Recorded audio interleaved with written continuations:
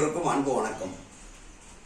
நம்ம தமிழ் புத்தாண்டை கொண்டாடுவதற்காக இன்றைக்கு எல்லாருமே காலையில் எழுந்திரிச்சு ஃப்ரெஷ்ஷாக குளிச்சுட்டு இறை வழிபாடு பண்ணிட்டு எல்லாரையும் சந்தித்து நண்பர்களை உறவினர்களை எல்லாம் நம்ம சந்தித்து இன்றைய நிகழ்விலே ஒரு மகிழ்ச்சியான நாளாக நாம் கொண்டாடுகிறோம்.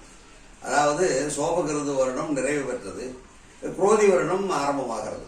இப்போ இந்த சோபகிருதுக்கு நாம் என்ன சொன்னோம் அப்படிங்கன்னா, ஒரு நல்ல விஷயங்கள் நடக்க போகுது அப்படின்னு சொல்லிட்டு இருந்தோம். அதே போல இந்த குரோதி வருடம் என்ன பண்ணும் அப்படிங்கிறதையும் நம்ம தெரிஞ்சுக்கிட்டோம், நல்லா இருக்கும். குரோதி அப்படின்னா நம்ம தமிழ் இலக்கணப்படி சொல்லப்படுவது பகைக்கேடுன்னு சொல்லுவாங்க. அந்த பகை கேடாகும் என்று சொல்வது பகையெல்லாம் விலகக்கூடிய ஆண்டு. அப்படி என்றால் நமக்கெல்லாம் இந்த தமிழ் புத்தாண்டு நாளிலே சூழலை எடுத்துக்கொள்வது என்னவென்றால், நமக்கு ஏற்பட்டிருக்கிற பகையெல்லாம் விலகி நன்மைகள் வர வேண்டும் என்று இறைவனை பிரார்த்திக்க வேண்டும். அதை நாம் இன்னைக்கு செய்ய போறோம்.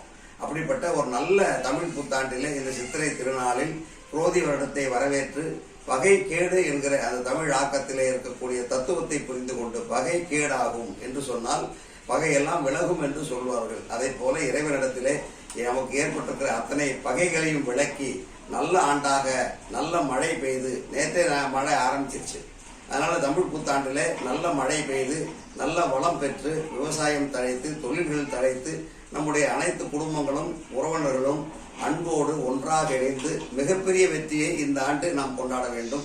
ஆகவே தமிழ் புத்தாண்டை வருக என வரவேற்கின்றேன். நம்முடைய அனைத்து உள்ளங்களில் இருக்கக்கூடிய அந்த மன தாங்கல்கள் எல்லாம் பேசி தீர்த்து கொள்ளலாம்.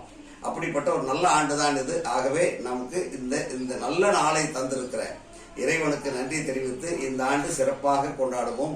வாழ்க தமிழ் புத்தாண்டு. அனைவருக்கும் வாழ்வியல் கலாச்சார மையத்தின் சார்பிலே உங்களுக்கு நல்ல வாழ்த்துக்களை தெரிவித்துக் கொள்கிறேன். நன்றி, வணக்கம்.